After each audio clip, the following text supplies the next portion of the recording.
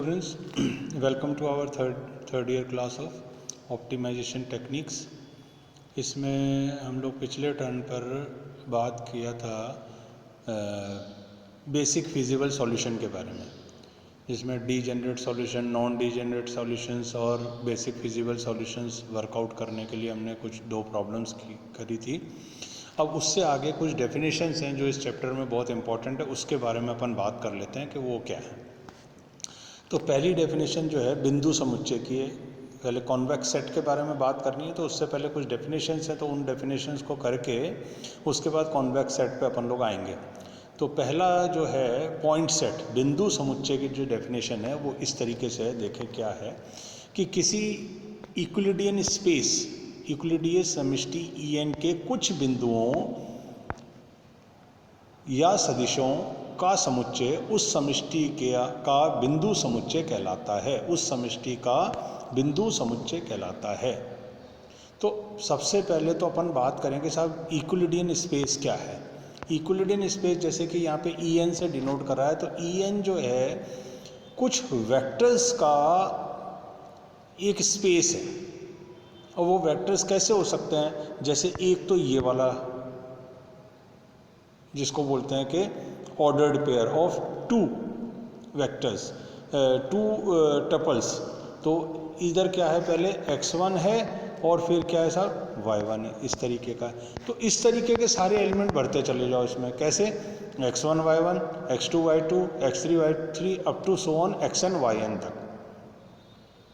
तो ये दो ट्यूपल्स वाला जो है हमारा एक वेक्टर स्पेस बन गया। वेक्टर स्पेस रादर अपन कहेंगे Euclidean space, sorry Euclidean space En, E2 बोलेंगे इसको, E2 ऐसा। फिर एक अपन और देखें कि साहब E3 क्या होता होगा। E3 होता होगा जिसमें तीन ट्यूपल्स वाले, यानी x1, y1 और z1, तीन ट्यूपल्स वाले वेक्टर्स का स्पेस है। तो इसमें कैसे एलिमेंट्स होंगे साहब, x1 y1 z1 ब्रैकेट, दूसरा ब्रैकेट x2 y2 z2, तीसरा bracket x3 y3 z3 and so on up to xn yn zn तक। समझ में आ गई बात। तो ये बनेगा साहब आपका E3। अब जब यूक्लिडियन स्पेस En की बात कर रहे हैं तो En कैसा बनेगा, इसमें n ट्रिपल्स वाले होंगे। यानी अपन कहाँ से स्टार्ट करें, x1 से चालू करें, y1 लें और so on up to so on, और कहाँ तक जाएंगे, n तक। मान लो कोई लास्ट में मिला अपन को mn ऐसा, ठीक है। तो ये जो है ट्यूपल्स पे डिपेंड करता है। जैसे ये डबल वाला है, ठीक है, ये डबल वाला है x1 y1। और ऐसे ही अगर अपन चाहें तो दूसरा भी ले सकते हैं xn yn, और ये आपके सामने जो तीन वाला है तो ये लिखा हुआ है यहाँ पे, ये x1 y1 z1 x y z का, ठीक है। ये x है समुच्चय, नीचे देखें आप x बराबर x1 x2 xn, इस तरीके से। तो अब इसको अपन क्या कहते हैं कि En के कुछ बिंदु, En कुछ भी हो सकता है। अगर अपन मान लो दो वाला ले रहे हैं, इस तरह का है, तो कुछ बिंदु हो गए।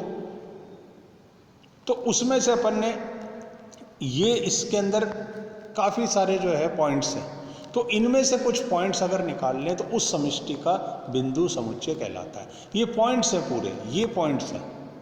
जैसे पहले अपन कोऑर्डिनेट ज्योमेट्री में x1 y1 पॉइंट लेते थे, वैसे ये पूरा एक पॉइंट है, ये पूरा एक पॉइंट है। इस तरीके के पॉइंट्स का जो समुच्चय होता है वो कहलाता है पॉइंट सेट या बिंदु समुच्चय, ठीक है। उसके बाद आगे चले E² में समुच्चय A। अब समझ में आ जाएगा, समुच्चय A अपन ने लिया, इसमें कौन कौन से बिंदु हैं, x1 y1 एक पूरा बिंदु है, x2 y2 पूरा बिंदु यही है। तो ये साहब ये कहलाएगा आपका बिंदु समुच्चय E2 में। इसी प्रकार E3 की बात करी गई है, तो E3 में कैसा होगा, वो ये होगा x1 y1 z1 एक बिंदु है, x2 y2 z2 एक बिंदु है। तो ये जब इस तरीके का एक सेट बनेगा वो कहलाएगा क्या, बिंदु समुच्चय। तो एक ये वाली बात ध्यान रख लें। फिर उसके बाद क्या कहता है ये, उपर्युक्त प्रकार ही E³ में a1x1 a1x a2y a3z बराबर b को संतुष्ट करने वाले बिंदु समुच्चय समष्टि E3 में एक समतल पर स्थित हैं। ये क्या है वैसे इक्वेशन काय की आपको लग रही है? a1x plus b1y plus c1z इस टाइप की इक्वेशन है बराबर भी। ये एक प्लेन की समीकरण है। 3 डायमेंशन में बात करें तो ये एक प्लेन की समीकरण है, ठीक है। तो अब ये क्या कहता है, ई क्यूब में एक समतल पर स्थित है, नेचुरल है, ये समतल पर स्थित है। तो क्या होगा, अर्थात ax बराबर b जहाँ अल्फा इज इक्वल टू क्या है, अल्फा बराबर है अल्फा 1 अल्फा 2 अल्फा 3। इसको कॉम्पैक्ट करके लिख सकते हैं ना अपन। इसको अगर विस्तार करें तो a1 alpha 1 plus a2 alpha 2 या इस टाइप से कुछ भी अपन लिख सकते हैं। क्या लिख सकते हैं, जैसे ये लिखा हुआ, ये लिखा हुआ है, ऐसा लिख सकते हैं इसको अपन ये। तो इसी तरीके से इसने एक कॉम्पैक्ट फॉर्म में कह दिया कि इक्वेशन बन गई साहब आपकी ax is equal alpha x is equal to b, जहाँ अल्फा 3 ट्रिपल्स वाला एक वेक्टर है, ठीक है। तो ये किसको x बराबर कितना है, xy z है, ई क्यूब में एक समतल को निरूपित करता है। तो या तो यूं कह दो या सिंपल जो है अल्फा x बराबर b कह दो। तो यहाँ पर अल्फा क्या बन जाएगा, 3 टपल्स में बनेगा, तो अल्फा 1 अल्फा 2 अल्फा 3, और x क्या बन जाएगा, xy z 3 हो जाएगा, बराबर b हो जाएगा। तो इस तरीके से भी अपन इसको 3 टपल्स की जब बात करें तो अपन इसको एक प्लेन से रिप्रेजेंट कर सकते हैं। तो एक तो साहब बात ही होगी। उसके बाद अधिसमतल, हाइपर प्लेन किसको कहते हैं? तो देखें हाइपर प्लेन को क्या क्या डेफिनेशन दी है कि किसी समष्टि En में एक रैखिक संबंध को संतुष्ट करने वाले सभी बिंदुओं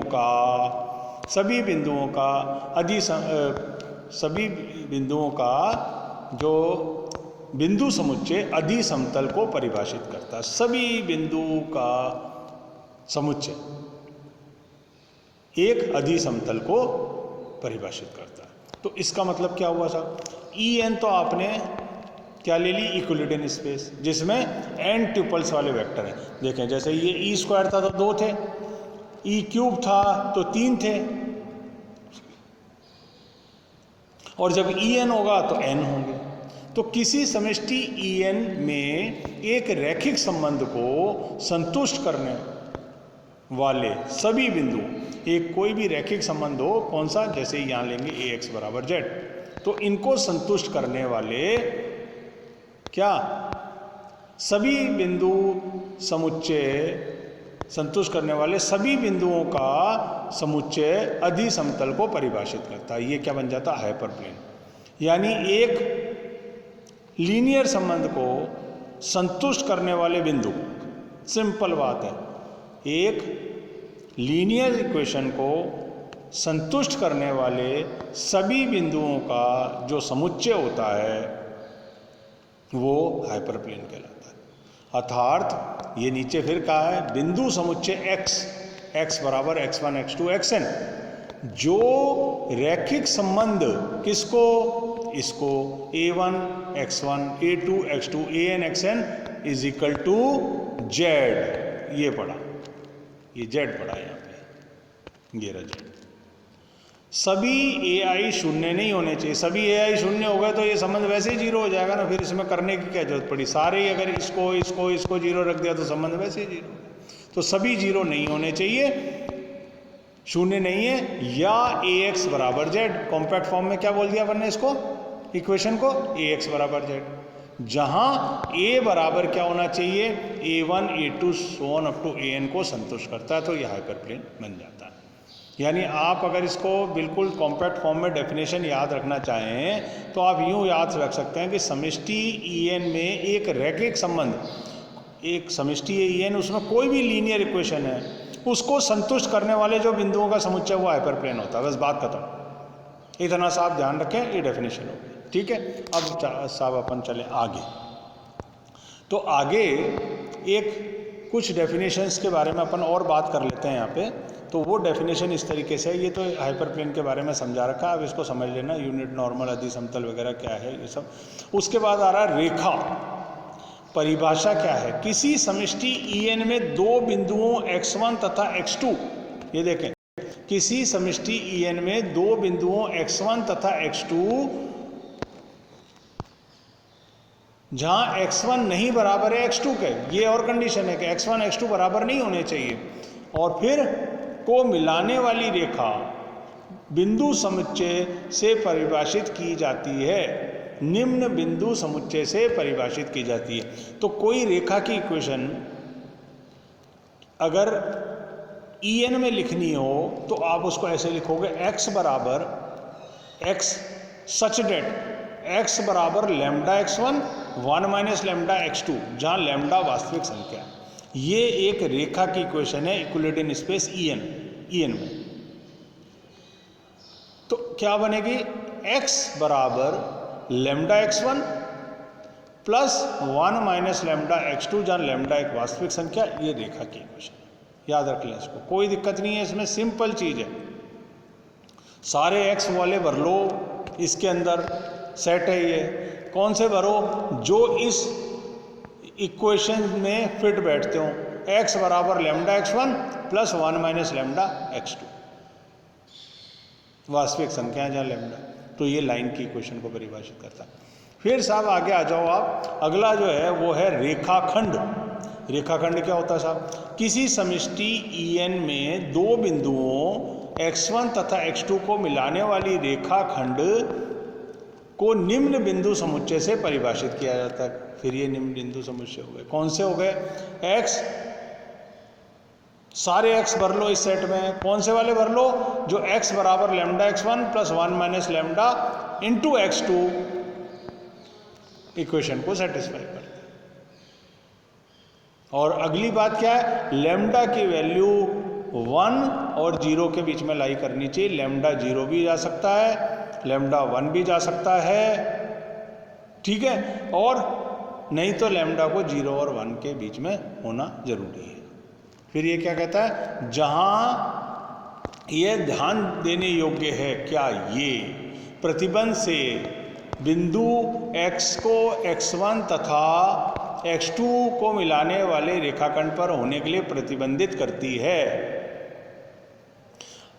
क्या खास बात कही इसने, ये जो बात ध्यान देने वाली ये है कि ये जो बंदिश है, ये जो कंडीशन है, प्रतिबंध बिंदु x1 को x2 से मिला देने वाली रेखाखंड पर होना जरूरी है।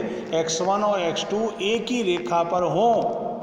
देखें, पहले तो डिफाइन किया अपन ने क्या, रेखा को, फिर डिफाइन करा अपन ने रेखाखंड को।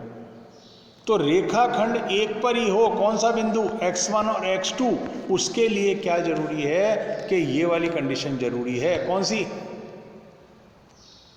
ये वाली, lambda lying between 1 and 0, it can be equal to 1 also and it can be equal to 0 also। तो ये कुछ डेफिनेशन जो है आपको ध्यान रख के चलनी है। आगे फिर अपन जो है कॉन्वेक्स सेट के बारे में बात करेंगे, तब ये डेफिनेशन अपने काम आएंगे। Okay, thanks.